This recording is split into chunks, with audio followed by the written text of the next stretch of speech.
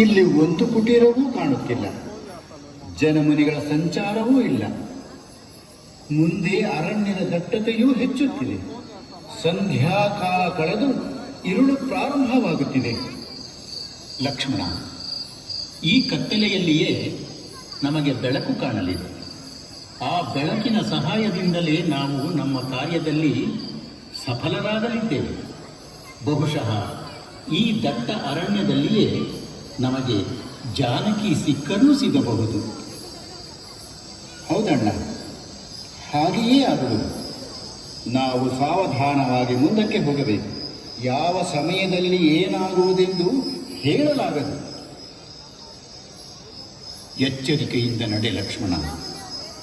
ಇಲ್ಲೇ ಎಲ್ಲೋ ರಾಕ್ಷಸರಿರಬಹುದೆಂಬ ಸಂದೇಹ ಬರುತ್ತಿದೆ ನನಗೆ. ಅಣ್ಣ, ಈಗ ನನ್ನ ಮುಂದೆ ಬರುವ ರಾಕ್ಷಸರು ಬದುಕಲಾರರು. ಅವರ ಸರ್ವನಾಶ ನಿಶ್ಚಿತ.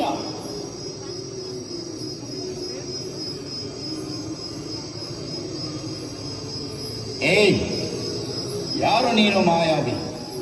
ಧೈರ್ಯವಿದ್ದರೆ ನನ್ನ ಎದುರಿಗೆ ಬಾ. ಏಕೆ ಹೇಡಿಗಳ ಹಾಗೆ ಅವಿದು ಕುಳಿತಿರುವೆ? ಯಾವ ರಾಕ್ಷಸರಿಗೂ ಮುಂದೆ ಬಂದು ಪ್ರಹಾರ ಮಾಡುವ ಗುಂಡಿಗೆ ಇಲ್ಲವೇ? ಹೌದು ಲಕ್ಷ್ಮಣ, ನಾವು ಅಂದುಕೊಂಡ ಹಾಗೆಯೇ ಆಯಿತು.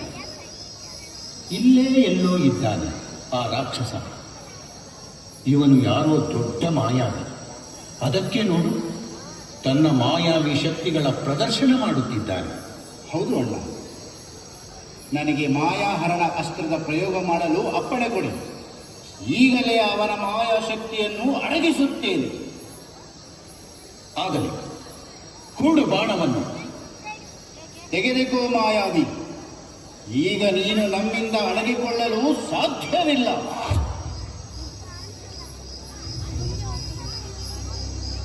ಅಣ್ಣ, ನಿಮಗೆ ಕಾಣುತ್ತಿದೆಯೇ? ಹೌದು ಲಕ್ಷ್ಮಣ, ನಾನು